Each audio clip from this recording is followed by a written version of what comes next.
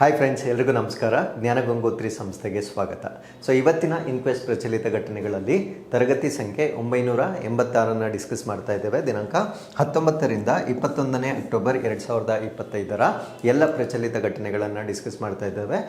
ಈ ಒಂದು ಅವಧಿಯಲ್ಲಿ ದೀಪಾವಳಿ ಫೆಸ್ಟಿವಲ್ ಇದ್ದಿದ್ದರಿಂದ ಅಷ್ಟೊಂದು ಆರ್ಟಿಕಲ್ಸ್ ಇರೋದಿಲ್ಲ.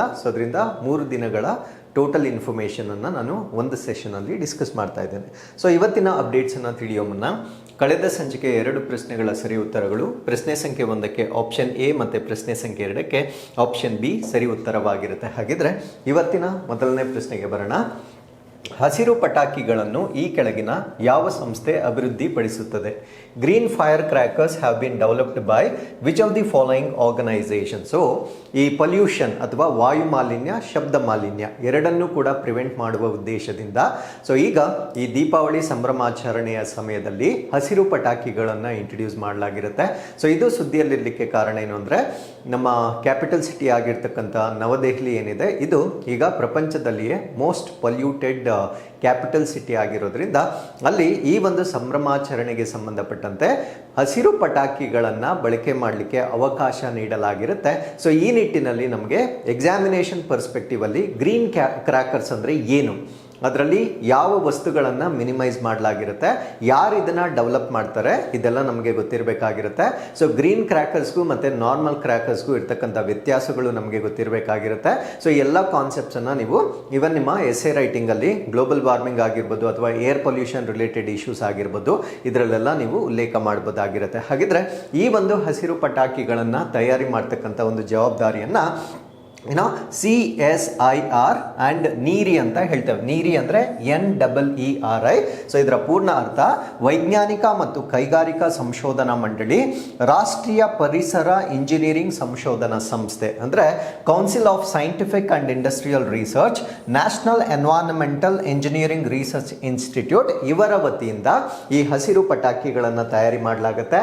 ಇದು ಸುದ್ದಿಯಲ್ಲಿರಲಿಕ್ಕೆ ಕಾರಣ ಏನು ಅಂದರೆ, Supreme Court had given a nod to green fire crackers in Delhi. ಡೆಲ್ಲಿಗೆ ಸಂಬಂಧಪಟ್ಟಂತೆ ಸುಪ್ರೀಂ ಕೋರ್ಟ್ ಈಗ ಹಸಿರು ಪಟಾಕಿಗಳನ್ನು ಬಳಕೆ ಮಾಡಲಿಕ್ಕೆ ಅವಕಾಶವನ್ನು ನೀಡಲಾಗಿರುತ್ತೆ. ಹಾಗಿದ್ರೆ ಹಸಿರು ಪಟಾಕಿಗಳು ಅಂದರೆ ಏನು, ಇದರ ಬಗ್ಗೆ ನಾವಿಲ್ಲಿ ಸಂಪೂರ್ಣ ಮಾಹಿತಿಯನ್ನು ಡಿಸ್ಕಸ್ ಮಾಡೋದಾದ್ರೆ, ಇದನ್ನ ಯಾರು ಡೆವಲಪ್ ಮಾಡ್ತಾರೆ ಅದನ್ನು ನಾನು ಪ್ರಶ್ನೆಯಲ್ಲಿ ಆಲ್ರೆಡಿ ಹೇಳಿರ್ತೇನೆ. ಹಸಿರು ಪಟಾಕಿಗಳ ಬೆನಿಫಿಟ್ ಏನು ಅಂದರೆ, ಅದರ ಶೆಲ್ ಸೈಜ್ ಕಡಿಮೆ ಇರುತ್ತೆ, ಅಂದರೆ ಅದರ ಗಾತ್ರ ಕಡಿಮೆ ಇರುತ್ತೆ. ಯೂಸ್ ಲೆಸ್ ರಾ ಮೆಟೀರಿಯಲ್ಸ್, ಅದಕ್ಕೆ ಬಳಸ್ತಕ್ಕಂಥ ಕಚ್ಚಾ ವಸ್ತುಗಳು ಕಡಿಮೆ ಇರುತ್ತೆ. ಅಂಡ್ ಮೇಡ್ ವಿತೌಟ್ ಆಶ್, ಅಂದ್ರೆ ಯಾವುದೇ ರೀತಿಯ ಬೂದಿಯ ವಸ್ತುವು ಇಲ್ಲದೆ ಅದನ್ನು ತಯಾರಿ ಮಾಡುವ ಕಾರಣದಿಂದ ನಾವು ವಾಯು ಮಾಲಿನ್ಯವನ್ನು ಸಾಕಷ್ಟು ಪ್ರಿವೆಂಟ್ ಮಾಡಬಹುದಾಗಿರುತ್ತೆ. ಹಾಗಿದ್ರೆ ಯಾವ ವಸ್ತುಗಳನ್ನು ನಾವು ಗ್ರೀನ್ ಕ್ರ್ಯಾಕರ್ಸ್ ಅನ್ನ ಡೆವಲಪ್ ಮಾಡಲಿಕ್ಕೆ ಬಳಕೆ ಮಾಡೋದಿಲ್ಲ ಅಂತ ನಾವು ನೋಡೋದಾದ್ರೆ, ಇಲ್ಲಿ ಕೆಲವೊಂದು ಅಡಿಟಿವ್ಸ್ ಅನ್ನ ಯೂಸ್ ಮಾಡ್ತಾರೆ. ಅಡಿಟಿವ್ಸ್ ಅಂದ್ರೆ ಎಕ್ಸ್ಟ್ರಾ ಸಬ್ಸ್ಟೆನ್ಸ್ಗಳನ್ನು ಯೂಸ್ ಮಾಡ್ತಾರೆ. ಈ ಒಂದು ಅಡಿಟಿವ್ಸ್ ಏನು ಮಾಡುತ್ತಂದ್ರೆ ಡಸ್ಟ್ ಅನ್ನ ಸಪ್ರೆಸ್ ಮಾಡುತ್ತೆ. ಅಂದ್ರೆ ಡಸ್ಟ್ ಅಂದ್ರೆ ಆ ಪಟಾಕಿ ಬ್ಲಾಸ್ಟ್ ಆದಾಗ ಅದೇನು ಧೂಳನ್ನ ಕ್ರಿಯೇಟ್ ಮಾಡುತ್ತೆ, ಅದನ್ನ ಕಡಿಮೆ ಮಾಡ್ತಕ್ಕಂಥ ವಸ್ತುಗಳನ್ನ ಇಲ್ಲಿ ಯೂಸ್ ಮಾಡಲಾಗಿರುತ್ತೆ. ಕೆಲವೊಂದು ವಸ್ತುಗಳು ಎಮಿಷನ್ ಅಥವಾ ಹೊರಸೂಸುವಿಕೆಯನ್ನ ಕಡಿಮೆ ಮಾಡಲಿಕ್ಕೆ ಸಪೋರ್ಟ್ ಮಾಡುತ್ತೆ. ಯಾವ ಯಾವ ಮಾಲಿನ್ಯಕಾರಕಗಳು ಇದು ಇಲ್ಲಿಂದ ಕಡಿಮೆ ಆಗುತ್ತೆ ಅಂದ್ರೆ ಪರ್ಟಿಕ್ಯುಲೇಟ್ ಮ್ಯಾಟರ್, ಇದನ್ನ ಸೂಕ್ಷ್ಮ ಕಣಗಳು ಅಂತ ಹೇಳ್ತೇವೆ. ಏನಕ್ಕೆ ಇದನ್ನ ನಾವು ಸೂಕ್ಷ್ಮ ಕಣಗಳು ಅಂತ ಹೇಳ್ತೀವಿ ಅಂದ್ರೆ, ನಮ್ಮ ಉಸಿರಾಟದ ಮುಖಾಂತರ ಅದು ನಮ್ಮ ರಕ್ತಕ್ಕೆ ಸೇರಿಕೊಳ್ಳುವಷ್ಟು ಅದು ಸಣ್ಣದಾಗಿರುತ್ತೆ. ಅದನ್ನ ನಾವು ಪರ್ಟಿಕ್ಯುಲೇಟ್ ಮ್ಯಾಟರ್ ಅಥವಾ PM ಅಂತ ಹೇಳ್ತೇವೆ. Sulphur dioxide, it is the most important air pollutant ಆಗಿರುತ್ತೆ. ಸಲ್ಫರ್ ಡೈಆಕ್ಸೈಡ್ ವಿಷಯಕ್ಕೆ ಬಂದಾಗ ನಮ್ಮ ಭಾರತ ದೇಶ ಪ್ರಪಂಚದಲ್ಲಿಯೇ ಅತಿ ಹೆಚ್ಚು ಸಲ್ಫರ್ ಡೈಆಕ್ಸೈಡ್ ಅಥವಾ ಗಂಧಕದ ಡೈಆಕ್ಸೈಡ್ ಅನ್ನ ಹೊಂದಿರತಕ್ಕಂಥ ಒಂದು ರಾಷ್ಟ್ರವಾಗಿರುತ್ತೆ. ಇದು ಅತ್ಯಂತ ಅಪಾಯಕಾರಿಯಾಗಿರ್ತಕ್ಕಂಥ ಏರ್ ಪೊಲ್ಯೂಟೆಂಟ್ ಇದಾಗಿರುತ್ತೆ. ಅದ್ರ ಜೊತೆಗೆ ನೈಟ್ರೋಜನ್ ಡೈಆಕ್ಸೈಡ್ ಏನಿರುತ್ತೆ, ಇವೆಲ್ಲವನ್ನ ಕೂಡ ಕಡಿಮೆ ಮಾಡಿ ಈ ಒಂದು ಗ್ರೀನ್ ಕ್ರ್ಯಾಕರ್ಸ್ ಅನ್ನ ಡೆವಲಪ್ ಮಾಡ್ತಾರೆ. Toxic metals in the traditional crackers are replaced with the less hazardous compounds, ಅಂದ್ರೆ ಕೆಲವೊಂದು ವಿಷಕಾರಿ ಆಗಿರ್ತಕ್ಕಂಥ ಲೋಹಗಳೇನಿರುತ್ತೆ, ಅದನ್ನ ಈ ಒಂದು ಹಸಿರು ಪಟಾಕಿಗಳಲ್ಲಿ ಬೇರೆ ವಸ್ತುಗಳನ್ನ ಬಳಸಿಕೊಂಡು ಅದನ್ನ ರೀಪ್ಲೇಸ್ ಮಾಡಲಾಗಿರುತ್ತೆ. ಅಂಡ್ ಗ್ರೀನ್ ಕ್ರ್ಯಾಕರ್ಸ್ ಅನ್ನ ನಾವೇನಂತ ಕರಿತೀವಿ ಅಂದ್ರೆ ಈಕೋ ಫ್ರೆಂಡ್ಲಿ ಫೈರ್ ಕ್ರ್ಯಾಕರ್ಸ್ ಅಂತ ಹೇಳ್ತೀವಿ. ಅಂದ್ರೆ ನಮ್ಮ ಪರಿಸರಕ್ಕೆ ಅದು ಸ್ನೇಹಿ ಆಗಿರ್ತಕ್ಕಂಥ ಒಂದು ಪಟಾಕಿ ಇದಾಗಿರುತ್ತೆ. ಇದರಿಂದ ನಮ್ಗೆ 100% ಪೊಲ್ಯೂಷನ್ ಅನ್ನ ನಾವು ರಿಡ್ಯೂಸ್ ಮಾಡ್ಲಿಕ್ಕೆ ಸಾಧ್ಯ ಆಗೋದಿಲ್ಲ. To an extent of 30 to 40% of less harmful gases, ಅಂದ್ರೆ ನಾರ್ಮಲ್ ಕ್ರ್ಯಾಕರ್ಸ್ಗಿಂತ 30-40% ಈ ಒಂದು ಅಪಾಯಕಾರಿ ಅನಿಲಗಳಾಗಿರ್ಬೋದು ಮತ್ತೆ ಈ ಪಾರ್ಟಿಕ್ಯುಲೇಟ್ ಮ್ಯಾಟರ್ ಅಥವಾ ಸೂಕ್ಷ್ಮ ಕಣಗಳಾಗಿರ್ಬೋದು ಸೊ ಅಷ್ಟು ಕಡಿಮೆ ಮಾಡ್ತಕ್ಕಂಥ ಒಂದು ಪ್ರಾಡಕ್ಟ್ ಅನ್ನ ನಾವೇನಂತ ಕರಿತೀವಿ ಅಂದ್ರೆ ಗ್ರೀನ್ ಕ್ರ್ಯಾಕರ್ಸ್ ಅಂತ ಕರಿತೇವೆ. So they are free from band chemicals, ಅಂದ್ರೆ ಕೆಲವೊಂದು ನಿಷೇಧಗೊಂಡಿರ್ತಕ್ಕಂಥ ರಾಸಾಯನಿಕಗಳನ್ನ ಇದರಲ್ಲಿ ಬಳಕೆ ಮಾಡಲಾಗಿರೋದಿಲ್ಲ. ಆ ನಿಷೇಧ ಮಾಡಿರ್ತಕ್ಕಂಥ ರಾಸಾಯನಿಕಗಳು ಯಾವುದು ಅಂದ್ರೆ barium nitrate and are certified by CSIR ಮತ್ತೆ ನೀರಿ, ಅಂದ್ರೆ ಈ ಒಂದು ಪಟಾಕಿಗಳಿಗೆ ಪ್ರಾಮಾಣೀಕರಣವನ್ನ ನೀಡಲಾಗಿರುತ್ತೆ. ಯಾರು ಇದಕ್ಕೆ ಸರ್ಟಿಫಿಕೇಶನ್ ಮಾಡ್ತಾರೆ ಅಂದ್ರೆ ಅದನ್ನ ಉತ್ಪಾದನೆ ಮಾಡ್ತಕ್ಕಂಥ CSIR ನೀರಿ ವತಿಯಿಂದ ಸೊ ಇದಕ್ಕೆ ಪ್ರಾಮಾಣೀಕರಣವನ್ನ ಕೂಡ ನೀಡಲಾಗುತ್ತೆ. ಹಾಗಿದ್ರೆ ಗ್ರೀನ್ ಕ್ರ್ಯಾಕರ್ಸ್ಗೂ ಕನ್ವೆನ್ಷನಲ್ ಕ್ರ್ಯಾಕರ್ಸ್ಗೂ ಇರ್ತಕ್ಕಂಥ ವ್ಯತ್ಯಾಸಗಳೇನು ಅಂತ ನಾವಿಲ್ಲಿ ಡಿಸ್ಕಸ್ ಮಾಡೋದಾದ್ರೆ, ಸೊ ಗ್ರೀನ್ ಕ್ರ್ಯಾಕರ್ಸ್ ಅನ್ನ CSIR ನೀರಿ ವತಿಯಿಂದ ಮ್ಯಾನುಫ್ಯಾಕ್ಚರ್ ಮಾಡಲಾಗುತ್ತೆ. ಇವರು ಬಿಟ್ಟು ಇದನ್ನ ಯಾರು ಕೂಡ ಮ್ಯಾನುಫ್ಯಾಕ್ಚರ್ ಮಾಡೋದಿಲ್ಲ. ಬಟ್ ಕನ್ವೆನ್ಷನಲ್ ಕ್ರ್ಯಾಕರ್ಸ್ ಅನ್ನ ಮ್ಯಾನುಫ್ಯಾಕ್ಚರ್ ಮಾಡ್ತಕ್ಕಂಥ ಅನೇಕ ಕೈಗಾರಿಕೆಗಳನ್ನ ನಾವು ನೋಡ್ಬೋದಾಗಿರುತ್ತೆ.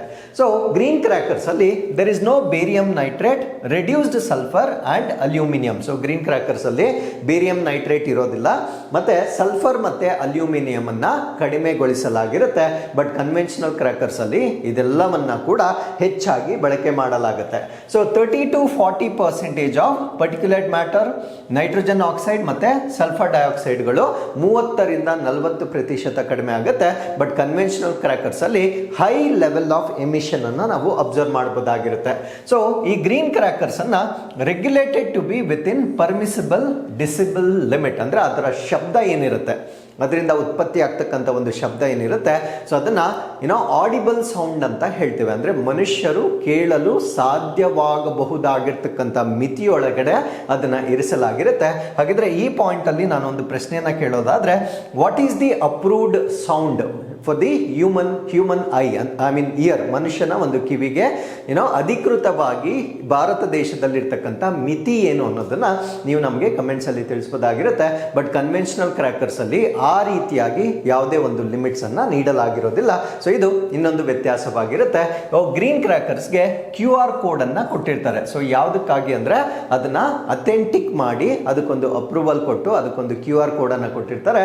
ಬಟ್ ಕನ್ವೆನ್ಷನಲ್ ಕ್ರ್ಯಾಕರ್ಸ್ ಅಲ್ಲಿ ಯಾವುದೇ ಈ ರೀತಿಯ ಸಿಸ್ಟಮ್ ಅನ್ನ ನಾವು ನೋಡ್ಲಿಕ್ಕೆ ಸಾಧ್ಯ ಆಗೋದಿಲ್ಲ.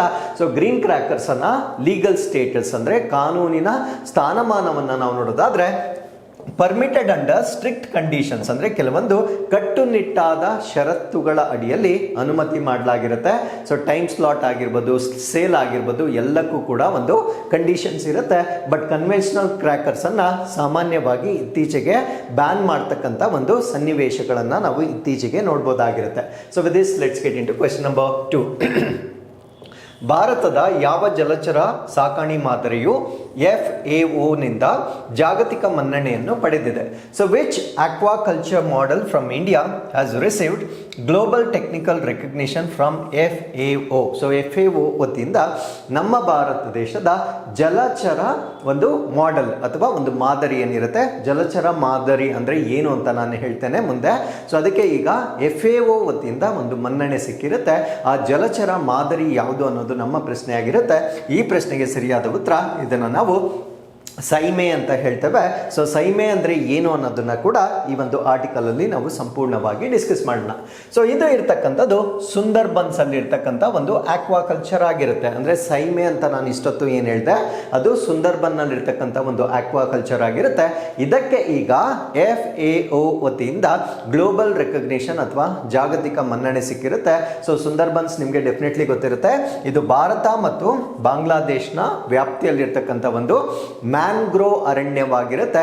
ಸೊ ಪ್ರಪಂಚದ ಅತಿ ದೊಡ್ಡ ಮ್ಯಾಂಗ್ರೋವ್ ಕಾಡುಗಳನ್ನು ನಾವು ಸುಂದರ್ಬನ್ಸ್ ಅಂತ ಹೇಳ್ತೇವೆ. ಇಲ್ಲಿ ನಾವು ರಾಯಲ್ ಬೆಂಗಾಲ್ ಟೈಗರ್, ಸೊ ನಮ್ಮ ರಾಷ್ಟ್ರೀಯ ಪ್ರಾಣಿಯಾಗಿರ್ತಕ್ಕಂಥ ರಾಯಲ್ ಬೆಂಗಾಲ್ ಟೈಗರ್ ಅನ್ನ ಕೂಡ ಸೊ ಈ ಒಂದು ಪ್ರದೇಶದಲ್ಲಿ ನಾವು ನೋಡ್ಬೋದಾಗಿರುತ್ತೆ. ಸೊ ಇಲ್ಲಿ ಡೆವಲಪ್ ಮಾಡಿರ್ತಕ್ಕಂಥ ಒಂದು ಸಿಸ್ಟಮ್ ಅದನ್ನ ನಾವೇನಂತ ಕರಿತೀವಿ ಅಂದ್ರೆ ಸೈಮೆ ಅಂತ ಹೇಳ್ತೇವೆ. ಇದನ್ನ ನಾವು ಆಕ್ವಾಕಲ್ಚರ್ ಮಾಡೆಲ್ ಅಂತ ಹೇಳ್ತೇವೆ. ಆಕ್ವಾಕಲ್ಚರ್ ಅಂದ್ರೆ ಜಲಚರ ಜೀವಿಗಳನ್ನ ಸಾಕ್ಲಿಕ್ಕೆ ಡೆವಲಪ್ ಮಾಡ್ತಕ್ಕಂಥ ಹೊಂಡಗಳನ್ನ ನಾವೇನಂತ ಕರಿತೀವಿ ಅಂದ್ರೆ ಆಕ್ವಾ ಕಲ್ಚರ್ ಅಂತ ಹೇಳ್ತೇವೆ. ಫಿಶ್ ಆಗಿರ್ಬೋದು ಅಥವಾ ಸೀಗಡಿ ಮೀನುಗಳಾಗಿರ್ಬೋದು, ಇವುಗಳನ್ನ ಡೆವಲಪ್ ಮಾಡ್ತಕ್ಕಂಥ ಒಂದು ಸಿಸ್ಟಮ್ ಅನ್ನ ನಾವು ಸೈಮ್ ಅಂತ ಹೇಳ್ತೇವೆ. ಸೊ ಇದಕ್ಕೆ ಈಗ ಜಾಗತಿಕವಾಗಿ ನಮಗೆ ರೆಕಗ್ನಿಷನ್ ಸಿಕ್ಕಿರುತ್ತೆ. ಈ ರೆಕಗ್ನಿಷನ್ ಕೊಟ್ಟಿರ್ತಕ್ಕಂಥವ್ರು ಯಾರು ಅಂದ್ರೆ FAO ಇಂದ ರೆಕಗ್ನಿಷನ್ ಅನ್ನ ಕೊಡಲಾಗಿರುತ್ತೆ.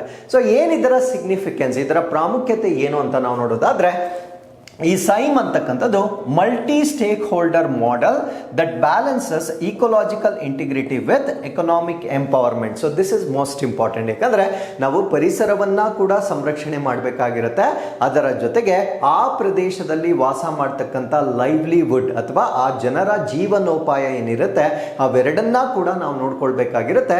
ಸೊ ಈ ಒಂದು ಸೈಮ್ ಅಂತಕ್ಕಂಥ ಒಂದು ಆಕ್ವಾಕಲ್ಚರ್ ಏನು ಕ್ರಿಯೇಟ್ ಮಾಡಿದ್ದಾರೆ, that has a balance between environmental conservation and livelihood, ಎರಡನ್ನೂ ಕೂಡ ಸಮತೋಲನ ಮಾಡ್ತಕ್ಕಂಥ ಒಂದು ಈಕ್ವೇಶನ್ ಆಗಿರೋದ್ರಿಂದ ಇದಕ್ಕೆ ಅಂತಾರಾಷ್ಟ್ರೀಯ ಮನ್ನಣೆ ಈಗ ಸಿಕ್ಕಿರುತ್ತೆ. ಸೊ ಈಗ ಸೈಮ್ ಬಗ್ಗೆ ನಾವು ಕಂಪ್ಲೀಟ್ ಮಾಹಿತಿಯನ್ನ ಡಿಸ್ಕಸ್ ಮಾಡೋದಾದ್ರೆ, ಮೊದಲು ಅದರ ಫುಲ್ ಫಾರ್ಮ್ ನನಗೆ ಗೊತ್ತಿರಬೇಕಾಗಿರುತ್ತೆ. ಇದನ್ನ ಸಸ್ಟೈನಬಲ್ ಆಕ್ವಾಕಲ್ಚರ್ ಇನ್ ಮ್ಯಾಂಗ್ರೋವ್ ಇಕೋಸಿಸ್ಟಮ್ ಅಂತ ಹೇಳ್ತೇವೆ. ಅಂದ್ರೆ ಮ್ಯಾಂಗ್ರೋವ್ ಪರಿಸರ ವ್ಯವಸ್ಥೆಯಲ್ಲಿ ಸುಸ್ಥಿರ ಜಲಚರ ಸಾಕಣೆ. ಸೊ ಇಲ್ಲೇ ಗೊತ್ತಾಗುತ್ತೆ ನಮಗೆ ಸುಸ್ಥಿರವಾಗಿ ಅಂದ್ರೆ ಅಲ್ಲಿರ್ತಕ್ಕಂಥ ಸಂಪನ್ಮೂಲಗಳನ್ನ ನಾವು ಶೋಷಣೆ ಮಾಡದೆ ಆ ಒಂದು ಸಂಪನ್ಮೂಲಗಳನ್ನ ಬಳಕೆ ಮಾಡ್ಕೊಳ್ತಕ್ಕಂಥ ಒಂದು ಸಿಸ್ಟಮ್ ಅನ್ನ ನಾವು ಸೈಮ್ ಕಲ್ಚರ್ ಅಂತ ಹೇಳ್ತೇವೆ. ಸೊ ಇದನ್ನ ಡೆವಲಪ್ ಮಾಡಿರ್ತಕ್ಕಂಥವ್ರು ಯಾರು ಅಂದ್ರೆ nature environment and wild life society West Bengal. So ಪಶ್ಚಿಮ ಬಂಗಾಳದ nature environment and wild life society ವತಿಯಿಂದ ಸೈಮ್ ಅನ್ನ ಡೆವಲಪ್ ಮಾಡಲಾಗಿರುತ್ತೆ. ಸೊ ಈ ಒಂದು ಸೈಮ್ ಅಲ್ಲಿ ನಾವು ಈ ಶ್ರಿಂಪ್ ಆಕ್ವಾಕಲ್ಚರ್, ಸೀಗಡಿ ಮೀನುಗಳ ಒಂದು ಕಲ್ಚರ್ ಅನ್ನ ನೋಡಬಹುದಾಗಿರುತ್ತೆ. ಅಲ್ಲಿರ್ತಕ್ಕಂಥ ಮ್ಯಾಂಗ್ರೋವ್ ಕಾಡುಗಳನ್ನ ಪುನಃಸ್ಥಾಪನೆ ಮಾಡ್ತಕ್ಕಂಥದ್ದು, ಕಮ್ಯುನಿಟಿ ಲೈವ್ಲಿಹುಡ್, ಅಲ್ಲಿರ್ತಕ್ಕಂಥ ಜನರಿಗೆ ಜೀವನೋಪಾಯವನ್ನ ಒದಗಿಸ್ತಕ್ಕಂಥದ್ದು, ಕ್ಲೈಮೇಟ್ ಅಡ್ಯಾಪ್ಷನ್, ಸೊ ಅಲ್ಲಿರ್ತಕ್ಕಂಥ ಒಂದು ಹವಾಮಾನಕ್ಕೆ ಹೊಂದಿಕೊಳ್ತಕ್ಕಂಥದ್ದು. ಸೊ ಇವೆಲ್ಲ ಕಾರಣದಿಂದ ನಮ್ಗೀಗ ರೆಕಗ್ನಿಷನ್ ಅಥವಾ ಅಂತಾರಾಷ್ಟ್ರೀಯ ಮನ್ನಣೆ ಸಿಕ್ಕಿರುತ್ತೆ. ಹಾಗಿದ್ರೆ ಈ ಸೈಮ್ ಅನ್ನ ಡೆವಲಪ್ ಮಾಡಿರ್ತಕ್ಕಂಥವ್ರು ಯಾರು? ಸೊ ಈ ಸೈಮ್ ಅನ್ನ, ಈ ಒಂದು ಇನಿಷಿಯೇಟಿವ್ ಅನ್ನ ಜಾಯಿಂಟ್ಲಿ ಅಂದ್ರೆ ಜಂಟಿಯಾಗಿ ಇಂಪ್ಲಿಮೆಂಟ್ ಮಾಡಲಾಗ್ತಾ ಇದೆ. ಸೊ ಯಾರ್ಯಾರು ಇದರಲ್ಲಿ ಪಾಲ್ಗೊಳ್ತಾರೆ ಅಂದ್ರೆ ಗ್ಲೋಬಲ್ ನೇಚರ್ ಫಂಡ್, ಇದನ್ನ ನಾವು GNF ಅಂತ ಹೇಳ್ತೇವೆ, nature environment and wild life society, nature land, this is from Germany. So ಜರ್ಮನಿಯಿಂದ ನೇಚರ್ ಲ್ಯಾಂಡ್, ಅದಾದ್ಮೇಲೆ Bangladesh environment and development society, ಇವರೆಲ್ಲ ಕೂಡ ಸೊ ಜಂಟಿಯಾಗಿ ಇದನ್ನ ಇಂಪ್ಲಿಮೆಂಟ್ ಮಾಡ್ತಾ ಇರ್ತಕ್ಕಂಥದ್ದನ್ನ ನಾವಿಲ್ಲಿ ಗಮನಿಸಬಹುದಾಗಿರುತ್ತೆ. ಸೊ ಯಾವ ಪ್ರದೇಶದಲ್ಲಿ ಇದನ್ನ ಡೆವಲಪ್ ಮಾಡಿದ್ದಾರೆ ಅಂದ್ರೆ ಸುಂದರ್ಬನ್ ಡೆಲ್ಟಾ ಅಥವಾ ಸುಂದರ್ಬನ್ ನದಿ ಮುಖಜ ಭೂಮಿಯಲ್ಲಿ ಇದನ್ನ ಡೆವಲಪ್ ಮಾಡಿರ್ತಾರೆ. ಸೊ ನಮಗೆ ಗೊತ್ತು ಸುಂದರ್ಬನ್ ಅಂತಕ್ಕಂಥದ್ದು ವರ್ಲ್ಡ್ಸ್ ಲಾರ್ಜೆಸ್ಟ್ ಮ್ಯಾಂಗ್ರೋವ್ ಆಗಿ ನಾವು ಇದನ್ನ ನೋಡಬಹುದಾಗಿರುತ್ತೆ. ಸೊ ಇದರ ಕೋರ್ ಐಡಿಯಾ ಏನು ಅಂದ್ರೆ, ಪ್ರಮುಖ ಪರಿಕಲ್ಪನೆ ಏನು ಅಂತ ನಾವು ನೋಡೋದಾದ್ರೆ, integrates brackish water aquaculture especially native black tiger shrimp, ಅಂದ್ರೆ ಅಲ್ಲಿ ಸ್ಥಳೀಯವಾಗಿ ಬೆಳೆಯಬಹುದಾಗಿರ್ತಕ್ಕಂಥ ಒಂದು ಸೀಗಡಿ ಮೀನು, ಅದನ್ನ ನಾವು ಬ್ಲ್ಯಾಕ್ ಟೈಗರ್ ಸೀಗಡಿ ಅಂತ ಹೇಳ್ತೇವೆ. ಸೊ ಅದು ಬೆಳಿಲಿಕ್ಕೆ ಬೇಕಾಗಿರ್ತಕ್ಕಂಥದ್ದು ಬ್ರಾಕಿಶ್ ವಾಟರ್ ಅಂದ್ರೆ ಅದರಲ್ಲಿ ಲವಣಾಂಶ ಜಾಸ್ತಿ ಇರುತ್ತೆ. ಅಂದ್ರೆ ಫ್ರೆಶ್ ವಾಟರ್ ಅಥವಾ ಸಿಹಿ ನೀರು ಅಂತ ನಾವೇನು ಹೇಳ್ತೇವೆ, ಆ ಸಿಹಿ ನೀರಿಗಿಂತ ಸ್ವಲ್ಪ ಹೆಚ್ಚಿನ ಲವಣಾಂಶವಿರುತ್ತೆ. ಈಗ ನೀರನ್ನ ನಾವೇನು ವಾಟರ್ನ ಬಳಕೆ ಮಾಡ್ತೇವೆ, ಅದರಲ್ಲಿ ಇರ್ತಕ್ಕಂಥ ಒಂದು ಲವಣಾಂಶದ ಆಧಾರದ ಮೇಲೆ 3 ಕ್ಯಾಟಗರೀಸ್ ಆಗಿ ನಾವು ಡಿವೈಡ್ ಮಾಡ್ತೇವೆ. ಫ್ರೆಶ್ ವಾಟರ್ ಅಂತ ಹೇಳ್ತೇವೆ, ಮೆರೈನ್ ವಾಟರ್ ಅಂತ ಹೇಳ್ತೇವೆ, ಮತ್ತೆ ಬ್ರಾಕಿಶ್ ವಾಟರ್ ಅಂತ ಹೇಳ್ತೇವೆ. ಸೊ ಈ 3ರಲ್ಲಿ ಇರ್ತಕ್ಕಂಥ ವ್ಯತ್ಯಾಸ ಏನು ಅಂದ್ರೆ, ಅದರಲ್ಲಿ ಕರಗಿರ್ತಕ್ಕಂಥ ಲವಣಾಂಶಗಳಲ್ಲಿ ವ್ಯತ್ಯಾಸ ಇರುತ್ತೆ. ಹಾಗಿದ್ರೆ ಈ ಒಂದು ಆಕ್ವಾಕಲ್ಚರ್ ಅಲ್ಲಿ ಡೆವಲಪ್ ಮಾಡಿರ್ತಕ್ಕಂಥದ್ದು ಏನು ಅಂದ್ರೆ, ಆ ಬ್ರಾಕಿಶ್ ವಾಟರ್ ಸಿಸ್ಟಮ್ ಅನ್ನ ಮ್ಯಾನೇಜ್ ಮಾಡಿರ್ತಾರೆ. ಕಾರಣ ಏನು ಅಂದ್ರೆ, ಅದು ಅಲ್ಲಿ ಬೆಳೀತಕ್ಕಂಥ ಒಂದು ಬ್ಲ್ಯಾಕ್ ಟೈಗರ್ ಸೀಗಡಿ ಏನಿರುತ್ತೆ ಅದಕ್ಕೆ ತುಂಬಾ ಸೂಕ್ತವಾಗಿರ್ತಕ್ಕಂಥ ಒಂದು ಪರಿಸರ ಆಗಿರುತ್ತೆ. ಹಾಗಿದ್ರೆ what are the strategic features of ಸೈಮ್ ನ ಒಂದು ಕಾರ್ಯತಂತ್ರದ ಗುಣಲಕ್ಷಣಗಳು ಏನು ಅಂತ ನಾವಿಲ್ಲಿ ನೋಡೋದಾದ್ರೆ, ಸೊ ಇದು ಸೋಷಿಯಲ್ ಅಂದ್ರೆ ಸಾಮಾಜಿಕವಾಗಿ ನಾವು ನೋಡೋದಾದ್ರೆ, ಬಿಲ್ಡ್ಸ್ ಕಮ್ಯುನಿಟಿ ರೆಸಿಲಿಯನ್ಸ್ ಇನ್ ಕ್ಲೈಮೇಟ್ ವಲ್ನರಬಲ್ ರೀಜನ್. ಸೊ ಈ ಒಂದು ಪ್ರದೇಶ ಅಂತಕ್ಕಂಥದ್ದು ಹವಾಮಾನ ದುರ್ಬಲ ಪ್ರದೇಶವಾಗಿರುತ್ತೆ. ಈ ಒಂದು ಪ್ರದೇಶದಲ್ಲಿ ಅಲ್ಲಿರ್ತಕ್ಕಂಥ ಸ್ಥಳೀಯರ ಸ್ಥಿತಿಸ್ಥಾಪಕತ್ವ ಅಂದ್ರೆ ಹೊಂದಿಕೊಳ್ಳುವುದನ್ನ ಹೆಚ್ಚು ಮಾಡ್ತಕ್ಕಂಥದ್ದು ಇದರ ಉದ್ದೇಶವಾಗಿರುತ್ತೆ. ಸೊ ಇದು ಕೆಲವೊಂದು ಸಸ್ಟೈನಬಲ್ ಡೆವಲಪ್ಮೆಂಟ್ ಗೋಲ್ಸ್, ಸುಸ್ಥಿರ ಅಭಿವೃದ್ಧಿ ಗುರಿಗಳನ್ನ ಮೀಟ್ ಮಾಡಲಿಕ್ಕೆ ಸಹಾಯ ಮಾಡುತ್ತೆ. ಗೋಲ್ ನಂಬರ್ 1 13, 14, 15. ಅದ್ರ ಜೊತೆಗೆ ಇಂಡಿಯಾಸ್ ಬ್ಲೂ ಎಕಾನಮಿ ಅಂದ್ರೆ ಭಾರತ ದೇಶದ ನೀಲಿ ಆರ್ಥಿಕತೆ ಅಂತ ನಾವೇನು ಹೇಳ್ತೇವೆ. ಸೊ ಇದನ್ನೆಲ್ಲ ರೀಚ್ ಮಾಡಲಿಕ್ಕೆ ನಮಗೆ ಸಪೋರ್ಟ್ ಮಾಡುತ್ತೆ. And being an aspirant of competitive examinations everybody should know all 17 goals of sustainable development. So ಆ ಎಲ್ಲ ಗೋಲ್ಸ್ಗಳು ಸಂಖ್ಯೆಯ ಆಧಾರದ ಮೇಲೆ ನಿಮಗೆ ಗೊತ್ತಿರಬೇಕಾಗಿರುತ್ತೆ. ಒಂದು ಜನರಲ್ ಸ್ಟಡೀಸ್ ಅಲ್ಲಿ ನಿಮಗೆ ಮ್ಯಾಥ್ಸ್ ದಿ ಫಾಲೋಯಿಂಗ್ ಕೇಳ್ತಾರೆ, ಇನ್ನೊಂದು ನೀವು ಬರೀತಕ್ಕಂಥ ಎಸ್ಸೆ ರೈಟಿಂಗ್ ಅಲ್ಲಿ ಸಸ್ಟೈನಬಲ್ ಡೆವಲಪ್ಮೆಂಟ್ ಗೋಲ್ಸ್ಗಳನ್ನ ಅನೇಕ ಪ್ರಬಂಧಗಳ ಶೀರ್ಷಿಕೆಗಳಲ್ಲಿ ನೀವು ಬಳಸಬಹುದಾಗಿರುತ್ತೆ. ಸೊ ಅದಾದ್ಮೇಲೆ ಈಗ ಈ ಒಂದು ರೆಕಗ್ನಿಷನ್ ಅನ್ನ ಕೊಟ್ಟಿರ್ತಕ್ಕಂಥ FAO ಬಗ್ಗೆ ನಾವು ಹೆಚ್ಚಿನ ಮಾಹಿತಿಯನ್ನು ತಿಳ್ಕೊಳ್ಳೋದಾದ್ರೆ, FAO ಅನ್ನ ನಾವು ಫುಡ್ ಅಂಡ್ ಅಗ್ರಿಕಲ್ಚರ್ ಆರ್ಗನೈಸೇಷನ್ ಅಂತ ಹೇಳ್ತೇವೆ, ಆಹಾರ ಮತ್ತು ಕೃಷಿ ಸಂಸ್ಥೆ ಅಂತ ಹೇಳ್ತೇವೆ. So this is a specialised agency of United Nations ಅಂದ್ರೆ ವಿಶ್ವಸಂಸ್ಥೆಯ ಅಡಿಯಲ್ಲಿ ಬರ್ತಕ್ಕಂಥ ಒಂದು ವಿಶೇಷವಾಗಿರ್ತಕ್ಕಂಥ ಒಂದು ಏಜೆನ್ಸಿ ಇದಾಗಿರುತ್ತೆ. So to lead global efforts in defeating hunger, improving nutrition and promoting sustainable agriculture. ಅಂದ್ರೆ FAO ಮೇನ್ ಆಬ್ಜೆಕ್ಟಿವ್ಸ್ ಏನು ಅಂತ ನಾವಿಲ್ಲಿ ನೋಡೋದಾದ್ರೆ, ಹಸಿವನ್ನ ನೀಗಿಸ್ತಕ್ಕಂಥದ್ದು, ಪೌಷ್ಟಿಕಾಂಶವನ್ನ ಸುಧಾರಿಸ್ತಕ್ಕಂಥದ್ದು ಮತ್ತೆ ಸುಸ್ಥಿರ ಕೃಷಿಯನ್ನ ಉತ್ತೇಜಿಸ್ತಕ್ಕಂಥದ್ದು ಇದರ ಉದ್ದೇಶವಾಗಿರುತ್ತೆ. ಸೊ ಇವರು ಸೈನ್ಗೆ ಈಗ ಗ್ಲೋಬಲ್ ರೆಕಗ್ನಿಷನ್ ಅನ್ನ ಕೊಡಲಾಗಿರುತ್ತೆ. ಸೊ ಇದರ ಫುಲ್ ನೇಮ್ ಅನ್ನ ನಾನು ಆಲ್ರೆಡಿ ಹೇಳಿದ್ದೇನೆ. ಇದನ್ನ ಸ್ಥಾಪನೆ ಮಾಡಿರ್ತಕ್ಕಂಥದ್ದು 16ನೇ ಅಕ್ಟೋಬರ್ 1945 ಇನ್ ಕ್ಯೂಬೆಕ್ ಸಿಟಿ, ಕೆನಡಾ. ಸೊ ಇದನ್ನ ಪ್ರಾರಂಭ ಮಾಡಿರ್ತಕ್ಕಂಥದ್ದು ಕೆನಡಾದ ಕ್ಯೂಬೆಕ್ ಸಿಟಿನಲ್ಲಿ ಪ್ರಾರಂಭ ಮಾಡಿರ್ತಾರೆ. ಬಟ್ ಇದರ ಹೆಡ್ ಕ್ವಾರ್ಟರ್ಸ್ ಅಥವಾ ಕೇಂದ್ರ ಕಚೇರಿ ಇರ್ತಕ್ಕಂಥದ್ದು ಇಟಾಲಿಯ ರೋಮ್ನಲ್ಲಿ ಇದರ ಕೇಂದ್ರ ಕಚೇರಿಯನ್ನ ನಾವು ನೋಡಬಹುದಾಗಿರುತ್ತೆ. ಸೊ ಪ್ರಸ್ತುತವಾಗಿ ಇದರ ಡೈರೆಕ್ಟರ್ ಜನರಲ್ ಮಹಾನಿರ್ದೇಶಕರು ಯಾರಾಗಿರ್ತಾರೆ ಅಂದ್ರೆ ಕ್ಯೂ ಡೋಂಗ್ಯೋ ಅಂತಕ್ಕಂಥವರು ಇದರ ಮಹಾನಿರ್ದೇಶಕರಾಗಿರ್ತಾರೆ. ಸೊ ಇದರ ಸದಸ್ಯ ರಾಷ್ಟ್ರಗಳ ಸಂಖ್ಯೆ ಎಷ್ಟು ಅಂದ್ರೆ 195 ಸದಸ್ಯ ರಾಷ್ಟ್ರಗಳು, 194 ಪ್ಲಸ್ ಯುರೋಪಿಯನ್ ಒಕ್ಕೂಟದ ಎಲ್ಲ ರಾಷ್ಟ್ರಗಳನ್ನ ಸೊ FAO ದ ಸದಸ್ಯ ರಾಷ್ಟ್ರಗಳಾಗಿ ನಾವು ನೋಡಬಹುದಾಗಿರುತ್ತೆ. ಸೊ ಇದರ ಕೋರ್ ಮ್ಯಾಂಡೇಟ್ ಏನು ಅಂದ್ರೆ, ಅದರ ಮೂಲ ಆದೇಶ ಏನು ಅಂತ ನಾವಿಲ್ಲಿ ನೋಡೋದಾದ್ರೆ, achieve food security for all ಅಂದ್ರೆ ಎಲ್ಲರಿಗೂ ಆಹಾರ ಭದ್ರತೆಯನ್ನ ಅಚೀವ್ ಮಾಡ್ತಕ್ಕಂಥದ್ದು ಇದರ ಗುರಿಯಾಗಿರುತ್ತೆ. ಸೊ ಅದರ ಮೋಟೋ ಅಥವಾ ಧ್ಯೇಯ ವಾಕ್ಯ ಏನು ಅಂತ ನಾವು ನೋಡೋದಾದ್ರೆ, ಅದನ್ನು ನಾವು ಫಿಯಟ್ ಫ್ಯಾನೀಸ್ ಅಂತ ಕರೀತೇವೆ. ಸಿ ಫಿಯಟ್ ಪ್ಯಾನೀಸ್ ಅಂತಕ್ಕಂಥದ್ದು ಲ್ಯಾಟಿನ್ನ ಒಂದು ಪದವಾಗಿರುತ್ತೆ. ಇದರ ಅರ್ಥ ಏನು ಅಂದ್ರೆ, ಲೆಟ್ ದೇರ್ ಬಿ ಬ್ರೆಡ್ ಅಂದ್ರೆ ಎಲ್ಲರಿಗೂ ಆಹಾರವಿರಲಿ ಅಂತಕ್ಕಂಥದ್ದು. ಸೊ ಇದರ ಮೋಟೋ ಆಗಿ ನಾವಿಲ್ಲಿ ನೋಡ್ಬೋದಾಗಿರುತ್ತೆ. ಸೊ ಇದಕ್ಕೆ ಸಂಬಂಧಪಟ್ಟಂತೆ ಒಂದು ಸ್ಟ್ರಾಟಜಿಕ್ ಫ್ರೇಮ್ ವರ್ಕ್ ಇದೆ, ಅಂದ್ರೆ ಒಂದು ಕಾರ್ಯತಂತ್ರದ ಒಂದು ಚೌಕಟ್ಟಿದೆ. ಈ ಕಾರ್ಯತಂತ್ರದ ಚೌಕಟ್ಟನ್ನ 2022ರಿಂದ 2031 ಮಧ್ಯದಲ್ಲಿ ಇದನ್ನ ಅವರು ಇಂಪ್ಲಿಮೆಂಟ್ ಮಾಡ್ತಾ ಇದ್ದಾರೆ. ಈ ಒಂದು ಸ್ಟ್ರಾಟಜಿಕ್ ಫ್ರೇಮ್ ವರ್ಕ್ ಅನ್ನ ನಾವೇನಂತ ಕರಿತೀವಿ ಅಂದ್ರೆ 4 ಬೆಟರ್ಸ್ ಅಂತ ಕರಿತೇವೆ. 4 ಅಂದ್ರೆ 4, ಬೆಟರ್ಸ್ ಅಂದ್ರೆ ಉತ್ತಮಗಳು. 4 ಬೆಟರ್ಸ್ ಗಳನ್ನ ಅವರು ಇಂಪ್ಲಿಮೆಂಟ್ ಮಾಡ್ತಾ ಇದ್ದಾರೆ. ಆ 4 ಉತ್ತಮಗಳು ಯಾವುದು ಅಂದ್ರೆ, ಬೆಟರ್ ಪ್ರೊಡಕ್ಷನ್ ಉತ್ತಮ ಉತ್ಪಾದನೆ, ಬೆಟರ್ ನ್ಯೂಟ್ರಿಷನ್ ಉತ್ತಮ ಪೋಷಣೆ, ಬೆಟರ್ ಎನ್ವೈರನ್ಮೆಂಟ್ ಉತ್ತಮ ಪರಿಸರ, ಮತ್ತೆ ಬೆಟರ್ ಲೈಫ್ ಅಥವಾ ಉತ್ತಮ ಜೀವನ ಅಂತಕ್ಕಂಥದ್ದು. ಸೊ 4 ಬೆಟರ್ಸ್ ಆಗಿ ನಾವು ಇದರ ಅಡಿಯಲ್ಲಿ ನೋಡಬಹುದಾಗಿರುತ್ತೆ. ಸೊ ಭಾರತ ಮತ್ತು FAOಗೆ ಇರ್ತಕ್ಕಂಥ ಸಂಬಂಧಗಳೇನು ಅದನ್ನು ಕೂಡ ನಾವಿಲ್ಲಿ ಡಿಸ್ಕಸ್ ಮಾಡಬೇಕಾಗಿರುತ್ತೆ. ಸೊ ನಮ್ಮ ಭಾರತ FAOನ ಫೌಂಡಿಂಗ್ ಮೆಂಬರ್ ಆಗಿರುತ್ತೆ, ಸಂಸ್ಥಾಪಕ ರಾಷ್ಟ್ರವಾಗಿರುತ್ತೆ. ಇಂಡಿಯಾ ಜಾಯಿಂಡ್ FAO ಇನ್ 1945 1945ರಲ್ಲಿ ಭಾರತ FAOಗೆ ಸ್ಥಾಪಕ ಸದಸ್ಯ ರಾಷ್ಟ್ರವಾಗಿ ಸೇರಿಕೊಂಡಿರುತ್ತೆ. ಇದು ಕೆಲವೊಂದು ರೆವಲ್ಯೂಷನ್ಸ್ ಆಗಿರುತ್ತೆ. ಆ ರೆವಲ್ಯೂಷನ್ಸ್ ನ ಭಾಗವಾಗಿ ನಮ್ಮ ಭಾರತ ದೇಶ ಮತ್ತೆ FAO ಇಬ್ರು ಕೂಡ ಕೊಲಾಬರೇಷನ್ ಅಲ್ಲಿ ಇದರಲ್ಲಿ ಕಾಂಟ್ರಿಬ್ಯೂಟ್ ಮಾಡಲಾಗಿರುತ್ತೆ. ಕೆಲವೊಂದು ರೆವಲ್ಯೂಷನ್ಸ್ ಅನ್ನ ಹೇಳೋದಾದ್ರೆ, ಗ್ರೀನ್ ರೆವಲ್ಯೂಷನ್ ಹಸಿರು ಕ್ರಾಂತಿ, white revolution, blue revolution. So ಇವೆಲ್ಲ ತುಂಬಾ ಸಿಗ್ನಿಫಿಕೆಂಟ್ ಅಥವಾ ಫ್ರೀಕ್ವೆಂಟ್ ಆಗಿ ಕೇಳ್ತಕ್ಕಂಥ ಪ್ರಶ್ನೆಗಳಾಗಿರುತ್ತೆ. ಗ್ರೀನ್, ವೈಟ್, ಬ್ಲೂ ಇವೆಲ್ಲ ರೆವಲ್ಯೂಷನ್ಸ್ ಗಳ ಅರ್ಥಗಳೇನು ಅನ್ನೋದನ್ನ ನೀವು ನಮಗೆ ಕಮೆಂಟ್ಸ್ ಅಲ್ಲಿ ತಿಳಿಸಬಹುದಾಗಿರುತ್ತೆ. ಸೊ ಅದರ ಜೊತೆಗೆ FAO ವತಿಯಿಂದ ಒಂದು ಡೇ ಅನ್ನ ಕೂಡ ಸೆಲೆಬ್ರೇಟ್ ಮಾಡಲಾಗುತ್ತೆ. ಇದನ್ನ ನಾವೇನಂತ ಕರಿತೀವಿ ಅಂದ್ರೆ ವರ್ಲ್ಡ್ ಫುಡ್ ಡೇ ಅಥವಾ ವಿಶ್ವ ಆಹಾರ ದಿನ ಅಂತ ಕರಿತೇವೆ.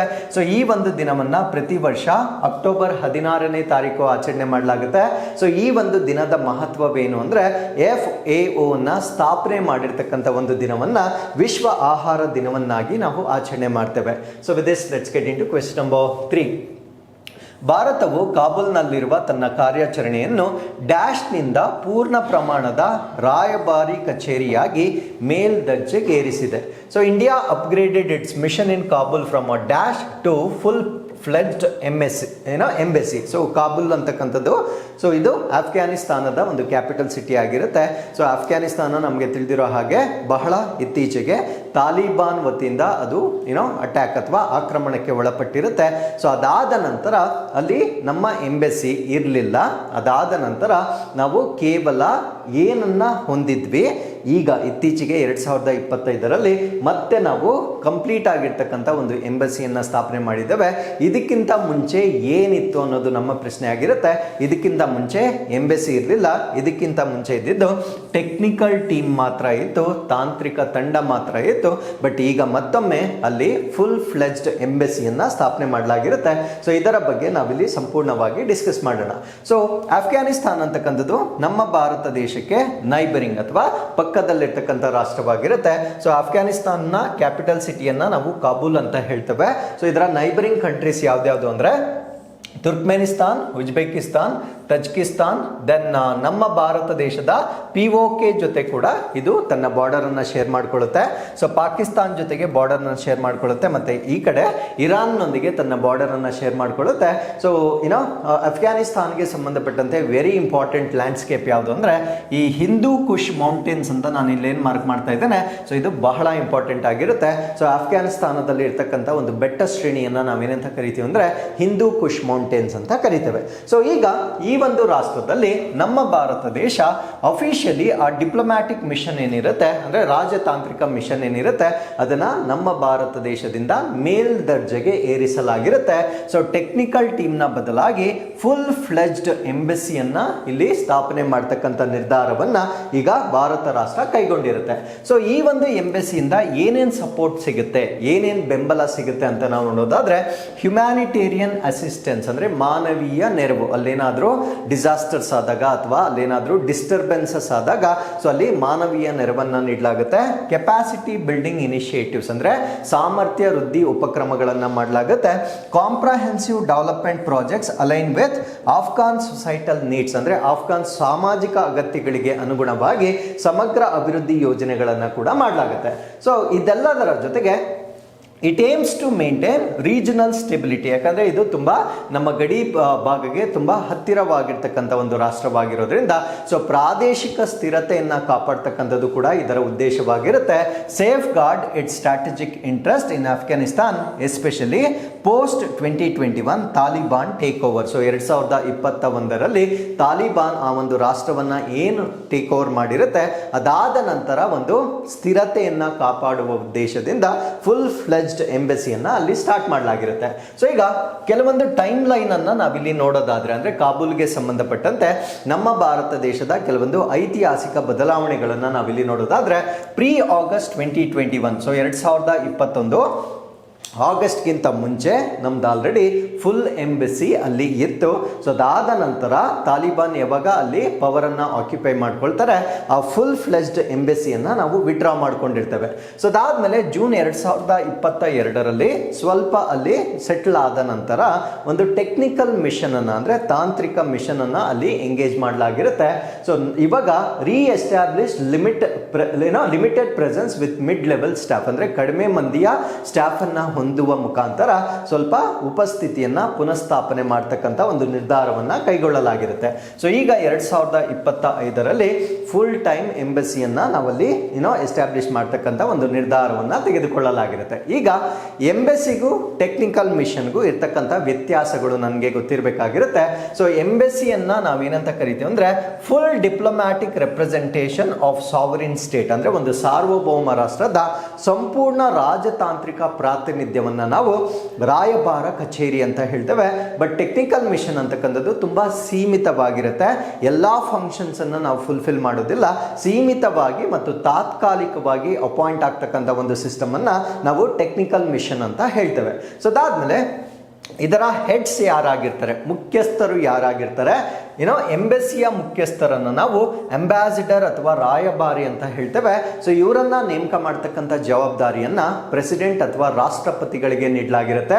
ಅದೇ ಟೆಕ್ನಿಕಲ್ ಮಿಷನ್ಗೆ ಬಂದಾಗ senior diplomat or technical expert, not an ambassador, ಅಂದ್ರೆ ಇದರಲ್ಲಿ ಯಾವುದೇ ರೀತಿಯ ರಾಯಭಾರಿ ಇರೋದಿಲ್ಲ. ಹಿರಿಯ ರಾಜತಾಂತ್ರಿಕರು ಅಥವಾ ತಾಂತ್ರಿಕ ತಜ್ಞರನ್ನ ಇಲ್ಲಿ ಹೆಡ್ ಆಗಿ ಮಾಡಲಾಗಿರುತ್ತೆ. ಸೊ ಇನ್ನು ಫಂಕ್ಷನ್ಸ್ ಅಥವಾ ಕಾರ್ಯಗಳಿಗೆ ಬಂದಾಗ ಎಂಬೆಸಿ ಅಂತಕ್ಕಂಥದ್ದು ಪೊಲಿಟಿಕಲ್, ಎಕನಾಮಿಕ್, ಕಾನ್ಸುಲರ್, ಕಲ್ಚರಲ್ ಮತ್ತೆ ಸ್ಟ್ರಾಟಜಿಕ್ ಎಲ್ಲವನ್ನ ನೋಡಿಕೊಳ್ಳುತ್ತೆ. ಅಂದ್ರೆ ರಾಜಕೀಯ, ಆರ್ಥಿಕ, ಕೌನ್ಸಿಲರ್, ಸಾಂಸ್ಕೃತಿಕ ಮತ್ತು ಕಾರ್ಯತಂತ್ರ ಎಲ್ಲ ಚಟುವಟಿಕೆಗಳನ್ನು ನಡೆಸುತ್ತೆ. ಅದೇ ಟೆಕ್ನಿಕಲ್ ಮಿಷನ್ ಬಂದಾಗ ಅದು ಹ್ಯುಮ್ಯಾನಿಟೇರಿಯನ್ ಏಡ್ ಆಗಿರ್ಬೋದು, ಡೆವಲಪ್ಮೆಂಟ್ ಆಗಿರ್ಬೋದು, ಮತ್ತೆ ಟೆಕ್ನಿಕಲ್ ಕೋಆಪರೇಷನ್ ಅಂದ್ರೆ ತಾಂತ್ರಿಕ ಸಹಕಾರ ಆಗಿರ್ಬೋದು. ಸೊ ಇವುಗಳನ್ನ ಬಿಟ್ಟರೆ ಹೆಚ್ಚು ವ್ಯಾಪ್ತಿಯಲ್ಲಿ ಅದು ಕೆಲಸ ಮಾಡೋದಿಲ್ಲ. ಅದನ್ನ ನಾವು ಟೆಕ್ನಿಕಲ್ ಮಿಷನ್ ಅಂತ ಹೇಳ್ತೇವೆ. ನೆಕ್ಸ್ಟ್ ಪ್ರಿವಿಲೇಜಸ್ ಮತ್ತೆ ಹ್ಯುಮನಿಟೀಸ್ ಅಂದ್ರೆ ಸವಲತ್ತುಗಳು ಮತ್ತು ರಕ್ಷಣೆಗಳು ಏನಿರುತ್ತೆ ಅಂತ ನಾವು ನೋಡೋದಾದ್ರೆ ಎಂಬಸಿಯಲ್ಲಿ ಬಂದಾಗ full diplomatic privileges under Vienna convention. This is most important. So ಈ ಎಂಬೆಸಿ ಅಂತಕ್ಕಂಥದ್ದು ಯಾವ ಕನ್ವೆನ್ಷನ್ ಅಡಿಯಲ್ಲಿ ಬರುತ್ತೆ ಅಂದ್ರೆ ವಿಯೆನ್ನಾ ಒಪ್ಪಂದದ ಅಡಿಯಲ್ಲಿ ಸಂಪೂರ್ಣ ರಾಜತಾಂತ್ರಿಕ ಸವಲತ್ತುಗಳನ್ನು ರಾಯಭಾರಿ ಕಚೇರಿಗೆ ನೀಡಲಾಗಿರುತ್ತೆ. ಬಟ್ ಟೆಕ್ನಿಕಲ್ ಮಿಷನ್ಗೆ ಬಂದಾಗ limited privileges often negotiated case by case, ಅಂದ್ರೆ ಒಂದೊಂದು ಪ್ರಕರಣಗಳಿಗೆ ಸಂಬಂಧಪಟ್ಟಂತೆ ಮಾತುಕತೆಗಳನ್ನ ಮಾಡುವ ಮುಖಾಂತರ ಸೀಮಿತ ಸವಲತ್ತುಗಳನ್ನ ಈ ಒಂದು ಟೆಕ್ನಿಕಲ್ ಮಿಷನ್ಗೆ ನೀಡಲಾಗಿರುತ್ತೆ. ಸೊ ಅದಾದ್ಮೇಲೆ ಸೆಕ್ಯೂರಿಟಿ ಮತ್ತೆ ಸ್ಟಾಫಿಂಗ್ ಅಂದ್ರೆ ಭದ್ರತೆ ಮತ್ತು ಸಿಬ್ಬಂದಿಯನ್ನ ನಾವು ಡಿಫರೆನ್ಸ್ ನೋಡೋದಾದ್ರೆ ಎಂಬೆಸಿಯಲ್ಲಿ larger staff, more secured infrastructure ಅನ್ನ ಕೊಟ್ಟಿರ್ತಾರೆ. ಆಬ್ವಿಯಸ್ಲಿ ಎಲ್ಲಾ ಫಂಕ್ಷನ್ಸ್ ಅನ್ನ ಮಾಡುವ ಕಾರಣದಿಂದ ಸಿಬ್ಬಂದಿ ಸಂಖ್ಯೆ ಹೆಚ್ಚಾಗಿರ್ಬೇಕಾಗಿರುತ್ತೆ. ಅದ್ರ ಜೊತೆಗೆ ಹೆಚ್ಚಿನ ಮೂಲ ಸೌಕರ್ಯಗಳನ್ನ ಕೂಡ ನೀಡಲಾಗಿರುತ್ತೆ. ಸೊ ಟೆಕ್ನಿಕಲ್ ಮಿಷನ್ ಬಂದಾಗ ಟೀಮ್ ಅಂತಕ್ಕಂಥದ್ದು ಚಿಕ್ಕದಾಗಿರುತ್ತೆ ಅಂಡ್ ಮಿನಿಮಲ್ ಇನ್ಫ್ರಾಸ್ಟ್ರಕ್ಚರ್ ಅನ್ನ ನಾವಿಲ್ಲಿ ನೋಡಬಹುದಾಗಿರುತ್ತೆ. So with this we are come to snippets. Police commemoration day 2025, police ಸಂಸ್ಮರಣಾ ದಿನ 2025. ಈ ಒಂದು ದಿನವನ್ನ ಪ್ರತಿ ವರ್ಷ ಅಕ್ಟೋಬರ್ 21ನೇ ತಾರೀಕಿನಂದು ಆಚರಣೆ ಮಾಡಲಾಗುತ್ತೆ. ಸೊ ಈ ಒಂದು ದಿನಾಂಕದ ಪ್ರಾಮುಖ್ಯತೆ ಏನು ಅಂತ ನಾವಿಲ್ಲಿ ನೋಡೋದಾದ್ರೆ, to honour the memory of 10 brave CRPF personnel who are martyred in an ambush by Chinese troops. Ambush ಅಂದ್ರೆ ಅವರು ಒಳ ಸಂಚಿನಿಂದ ನಮ್ಮ ಭಾರತ ದೇಶದ 10 CRPF ಪರ್ಸನಲ್ ಅಥವಾ ಯೋಧರನ್ನ ಒಳ ಸಂಚಿನಿಂದ ಹತ್ಯೆಗೈದಿರ್ತಕ್ಕಂಥ ಒಂದು ದಿನವಾಗಿರುತ್ತೆ. ಸೊ ಎಲ್ಲಿ ಅವರನ್ನ ಹತ್ಯೆಗೈದಿರ್ತಾರೆ ಅಂದ್ರೆ hot springs, Ladakh on October 21, 1959, 1959ರಲ್ಲಿ ನಮ್ಮ ಭಾರತ ದೇಶದ CRPF ಯೋಧರನ್ನ 10 ಜನರನ್ನ ಒಳ ಸಂಚಿನ ಮುಖಾಂತರ ಚೈನಾದವರು ಹತ್ಯೆಗೈದಿರ್ತಕ್ಕಂಥ ಒಂದು ದಿನವನ್ನ ನಾವು ಈಗ ಆಚರಣೆ ಮಾಡ್ತಕ್ಕಂಥದ್ದನ್ನ ನಾವಿಲ್ಲಿ ನೋಡ್ಬೋದಾಗಿರುತ್ತೆ. ಸೊ ಈ ಒಂದು ಇವೆಂಟ್ ಏನಿದೆ, patrol team from 3rd Battalion of CRPF led by DCIO Karan Singh was ambushed by Chinese forces while defending India's border. So ಇದರ ಇತಿಹಾಸವನ್ನ ನಾವಿಲ್ಲಿ ನೋಡೋದಾದ್ರೆ, ಸೊ ನಮ್ಮ ಭಾರತ ದೇಶದ ಗಡಿಯನ್ನ ಅವರು ಕಾಯುವಾಗ DCIO ಕರಣ್ ಸಿಂಗ್ ಅವರ ನೇತೃತ್ವದಲ್ಲಿ CRPF ನ 3ನೇ ಬೆಟಾಲಿಯನ್ ಗಸ್ತು ತಂಡವು ಭಾರತದ ಗಡಿಯನ್ನ ರಕ್ಷಿಸುವ ಸಮಯದಲ್ಲಿ ಚೀನಾದ ಪಡೆಗಳು ಅವ್ರ ಮೇಲೆ ಅಟ್ಯಾಕ್ ಮಾಡಿ ಅವರನ್ನ ಸಾಯಿಸ್ತಕ್ಕಂಥದ್ದನ್ನ ನಾವು ನೋಡಬಹುದಾಗಿರುತ್ತೆ. ಸೊ ಈ ಒಂದು ಘಟನೆಯಲ್ಲಿ 10 police personnel were killed, 10 police ಸಿಬ್ಬಂದಿ ಸಾವನ್ನಪ್ಪಿರ್ತಾರೆ, 7 ಜನ ಇಂಜೂರ್ ಆಗಿರ್ತಾರೆ. ಸೊ ಇದು ನಿಮಗೆ ಗೊತ್ತಿರಬೇಕಾಗಿರುತ್ತೆ. So with this India and South Korea launch inaugural naval exercise. So ನಮ್ಮ ಭಾರತ ದೇಶ ಮತ್ತೆ ದಕ್ಷಿಣ ಕೊರಿಯಾ ಇವರಿಬ್ಬರ ಮಧ್ಯೆ ಮೊಟ್ಟ ಮೊದಲ ಬಾರಿಗೆ ಒಂದು ನೌಕಾ ಸಮರಾಭ್ಯಾಸವನ್ನ ಲಾಂಚ್ ಮಾಡಿದ್ದಾರೆ. ಸೊ ಇದು ಮೇಡನ್ ಆಗಿರೋದ್ರಿಂದ ಇದು ನಮ್ಮ ಪರೀಕ್ಷೆಗೆ ಬಹಳ ಇಂಪಾರ್ಟೆಂಟ್ ಆಗುತ್ತೆ. ಸೊ ಇದನ್ನ ಲಾಂಚ್ ಮಾಡಿರ್ತಕ್ಕಂಥದ್ದು ಇಂಡಿಯಾ ಮತ್ತು ಸೌತ್ ಕೊರಿಯಾ. ಇದು ಫಸ್ಟ್ ಬೈಲ್ಯಾಟ್ರಲ್ ನೇವಲ್ ಎಕ್ಸಸೈಸ್ ಆಗಿರುತ್ತೆ. ಅಂದ್ರೆ ನಮ್ಮ ರಾಷ್ಟ್ರ ಮತ್ತು ಈ ಒಂದು ಸೌತ್ ಕೊರಿಯಾ ನಡುವೆ ಆಗಿರ್ತಕ್ಕಂಥ ಮೊಟ್ಟ ಮೊದಲ ದ್ವಿಪಕ್ಷೀಯ ಒಂದು ನೌಕಾ ಅಭ್ಯಾಸವಾಗಿ ನಾವು ನೋಡಬಹುದಾಗಿರುತ್ತೆ. So this is going to be a milestone in Indo Pacific maritime cooperation. ಅಂದ್ರೆ ಭಾರತ ಮತ್ತು ಇಂಡೋ ಪೆಸಿಫಿಕ್ ರೀಜನ್ ಅಲ್ಲಿ ಇರ್ತಕ್ಕಂಥ ಒಂದು ಸೆಕ್ಯೂರಿಟಿನ ಎನ್ಹಾನ್ಸ್ ಮಾಡಲಿಕ್ಕೆ ಸೊ ಇದು ಉತ್ತಮವಾಗಿರ್ತಕ್ಕಂಥ ಒಂದು ನಿರ್ಧಾರವಾಗಿರುತ್ತೆ. ಸೊ ಈ ಒಂದು ಎಕ್ಸಸೈಸ್ ಅನ್ನ ನಾವೇನಂತ ಕರಿತೀವಿ ಅಂದ್ರೆ INRO-KN ಅಂತ ಹೇಳ್ತೇವೆ. ಸೊ ಇದರ ಅರ್ಥ Indian navy republic of Korean navy ಅಂತಕ್ಕಂಥದ್ದು ಇದರ ವಿಸ್ತೃತವಾಗಿರ್ತಕ್ಕಂಥ ರೂಪವಾಗಿರುತ್ತೆ. ಸೊ ಈ ವರ್ಷ ಇದನ್ನ ಎಲ್ಲಿ ಕಂಡಕ್ಟ್ ಮಾಡ್ತಾರೆ ಅಂದ್ರೆ Busan naval harbour, South Korea, ಇಂಡಿಯಾದಲ್ಲ, ಸೊ ಸೌತ್ ಕೊರಿಯಾದಲ್ಲಿ ಬುಸಾನ್ ನೌಕಾ ಬಂದರು ಅಂತ ಬರುತ್ತೆ. ಸೊ ಅಲ್ಲಿ ಈ ಒಂದು ನೌಕಾ ಅಭ್ಯಾಸವನ್ನ ಕಂಡಕ್ಟ್ ಮಾಡ್ತಾರೆ. ಸೊ ಈ ಒಂದು ನೌಕಾಭ್ಯಾಸ 13ನೇ ಅಕ್ಟೋಬರ್ 2025ಕ್ಕೆ ಅದು ಪ್ರಾರಂಭವಾಗಿರುತ್ತೆ. ಸೊ ಇಂಡಿಯನ್ ಪಾರ್ಟಿಸಿಪೇಷನ್ ಅಂದ್ರೆ ನಮ್ಮ ಭಾರತ ದೇಶದಿಂದ ಈ ನೌಕಾಭ್ಯಾಸದಲ್ಲಿ ಏನ್ ಪಾರ್ಟಿಸಿಪೇಟ್ ಮಾಡ್ತಾ ಇದೆ ಅಂತ ನಾವು ನೋಡೋದಾದ್ರೆ, Indian naval ship Sahyadri Shivalik class stealth frigate ಅನ್ನ ಇಲ್ಲಿ ಯೂಸ್ ಮಾಡ್ತಾ ಇದ್ದಾರೆ. ಸೊ ಅದನ್ನ ಶಿವಾಲಿಕ್ ಕ್ಲಾಸ್ ಆಗಿರ್ತಕ್ಕಂಥ INS ಸಹ್ಯಾದ್ರಿ ಈ ಒಂದು ಅಭ್ಯಾಸದಲ್ಲಿ ಪಾಲ್ಗೊಳ್ತಾ ಇದೆ. It is indigenously designed and built. So ಇದನ್ನ ಸ್ಥಳೀಯವಾಗಿ ವಿನ್ಯಾಸಗೊಳಿಸಿದೆ ಮತ್ತು ನಿರ್ಮಿಸಲಾಗಿರುತ್ತೆ. ಈಗ INS ಸಹ್ಯಾದ್ರಿ ಬಗ್ಗೆ ನಾವು ಹೆಚ್ಚಿನ ಮಾಹಿತಿನ ತಿಳ್ಕೊಳ್ಳೋದಾದ್ರೆ, ಇದನ್ನ ನಮ್ಮ ನೌಕೆಗೆ ಇದನ್ನ ಕಮಿಷನ್ ಮಾಡಿರ್ತಕ್ಕಂಥದ್ದು 2012ರಲ್ಲಿ ಇದನ್ನ ಕಮಿಷನ್ ಮಾಡಲಾಗಿರುತ್ತೆ. ಇದು ಶಿವಾಲಿಕ್ ವರ್ಗಕ್ಕೆ ಸೇರಿರುತ್ತೆ. ಗೈಡೆಡ್ ಮಿಸೈಲ್ ಸ್ಟೆಲ್ತ್ ಫ್ರಿಗೇಟ್ ಆಗಿರುತ್ತೆ. ಸ್ಟೆಲ್ತ್ ಅಂದ್ರೆ ಬೇರೆ ರಾಷ್ಟ್ರದ ರೆಡಾರ್ಗಳು ಅದನ್ನ ಐಡೆಂಟಿಫೈ ಮಾಡ್ತಕ್ಕಂಥದ್ದು ಕಷ್ಟ. ಸೊ ಆ ರೀತಿಯ ಒಂದು ಫ್ರಿಗೇಟ್ ಇದಾಗಿರುತ್ತೆ. ಸೊ ಇದು ಯಾವ ಬೇಸ್ ಅಲ್ಲಿ ಇರುತ್ತೆ ಅಂದ್ರೆ eastern base of Visakhapatnam. So ವಿಶಾಖಪಟ್ಟಣದ ಈಸ್ಟರ್ನ್ ಫ್ಲೀಟ್ ಅಲ್ಲಿ ಇದನ್ನ ಕಮಿಷನ್ ಮಾಡಲಾಗಿರುತ್ತೆ. ಸೊ ಇದರ ಕೇಪಬಿಲಿಟೀಸ್ ಏನು, ಸಾಮರ್ಥ್ಯಗಳೇನು ಅಂತ ನಾವು ನೋಡೋದಾದ್ರೆ, anti air, anti surface and anti submarine ಅಂದ್ರೆ ವಾಯು ವಿರೋಧಿ, ಮೇಲ್ಮೈ ವಿರೋಧಿ ಮತ್ತೆ ಜಲಾಂತರ್ಗಾಮಿ ವಿರೋಧಿ ಎಲ್ಲ ಯುದ್ಧಕ್ಕೆ ಇದು ಸಪೋರ್ಟ್ ಮಾಡ್ತಕ್ಕಂಥ ಒಂದು ಸಿಸ್ಟಮ್ ಆಗಿರುತ್ತೆ. So India Japan maritime exercise ಇದು ಕೂಡ ಇನ್ನೊಂದಾಗಿರುತ್ತೆ. ಇದನ್ನ ನಾವು ಜೈಮೆಕ್ಸ್ ಅಂತ ಹೇಳ್ತೇವೆ. ಸೊ ಈ ಒಂದು ಜೈಮೆಕ್ಸ್ ಅಂತಕ್ಕಂಥದ್ದು ನಮ್ಮ ಭಾರತ ದೇಶ ಮತ್ತೆ ಜಪಾನ್ನ ನಡುವೆ ನಡೀತಕ್ಕಂಥ ಒಂದು ಮೆರಿಟೈಮ್ ಎಕ್ಸರ್ಸೈಸ್ ಆಗಿರುತ್ತೆ. ಸೊ ಲೊಕೇಶನ್ ಇದನ್ನ ಎಲ್ಲಿ ನಡೆಸ್ತಾ ಇದ್ದಾರೆ ಅಂದ್ರೆ West of Kyushu, Japan. So ಜಪಾನ್ನ ಕ್ಯೂಶುವಿನ ಪಶ್ಚಿಮ ಭಾಗದಲ್ಲಿ ಈ ಅಭ್ಯಾಸವನ್ನ ಕಂಡಕ್ಟ್ ಮಾಡ್ತಾ ಇದ್ದಾರೆ. ಸೊ ಇದರಲ್ಲಿ ಪಾರ್ಟಿಸಿಪೇಟ್ ಮಾಡ್ತಕ್ಕಂಥ ನಮ್ಮ ಭಾರತ ದೇಶದ ವೆಸಲ್ ಅಥವಾ ಹಡಗು ಯಾವುದು ಅಂದ್ರೆ INS ಸಹ್ಯಾದ್ರಿ. ಇದು ಸ್ಟೆಲ್ತ್ ಮಲ್ಟಿ ರೋಲ್ ಫ್ರಿಗೇಟ್ ಆಗಿರುತ್ತೆ. ಸೊ ಇದು ನಮ್ಮ ಭಾರತ ದೇಶದಿಂದ ಪಾರ್ಟಿಸಿಪೇಟ್ ಮಾಡ್ತಾ ಇದೆ. ಈ ಒಂದು ಅಭ್ಯಾಸದ ಉದ್ದೇಶ ಏನು ಅಂದ್ರೆ ಜಾಯಿಂಟ್ ಮೆನ್ಯುವೇರ್, ಆಂಟಿ ಸಬ್ಮೆರಿನ್ ವಾರ್ಫೇರ್ ಮತ್ತೆ ಕಮ್ಯುನಿಕೇಶನ್ ಡ್ರಿಲ್ಸ್ ಅಂದ್ರೆ ಎರಡು ರಾಷ್ಟ್ರಗಳ ನಡುವೆ ಜಂಟಿ ಕುಶಲತೆ, ಜಲಾಂತರ್ಗಾಮಿ ವಿರೋಧಿ ಯುದ್ಧಗಳನ್ನ ಅಭ್ಯಾಸ ಮಾಡ್ತಕ್ಕಂಥದ್ದು ಮತ್ತೆ ಸಂವಹನ ಕವಾಯತುಗಳನ್ನ ಮಾಡ್ತಕ್ಕಂಥದ್ದು. ಸೊ ಈ ಒಂದು ಅಭ್ಯಾಸದ ಉದ್ದೇಶವಾಗಿರುತ್ತೆ. ಸೊ ಈಗ INS ಸಹ್ಯಾದ್ರಿ ಬಗ್ಗೆ ನಾವು ತಿಳ್ಕೊಳ್ಳೋದಾದ್ರೆ, ಸೊ ಇದು ಶಿವಾಲಿಕ್ ಕ್ಲಾಸ್ಗೆ ಸಂಬಂಧಪಟ್ಟಿದ್ದು. ಇದು ಸ್ಟೆಲ್ತ್ ಫ್ರಿಗೇಟ್ ಆಗಿರುತ್ತೆ. ಇದು ಕಮಿಷನ್ ಆಗಿರ್ತಕ್ಕಂಥದ್ದು ಅಂದ್ರೆ ನಿಯೋಜನೆಗೊಂಡಿರ್ತಕ್ಕಂಥದ್ದು ಜುಲೈ 2012ಕ್ಕೆ ಅದು ನಿಯೋಜನೆಗೊಂಡಿರುತ್ತೆ.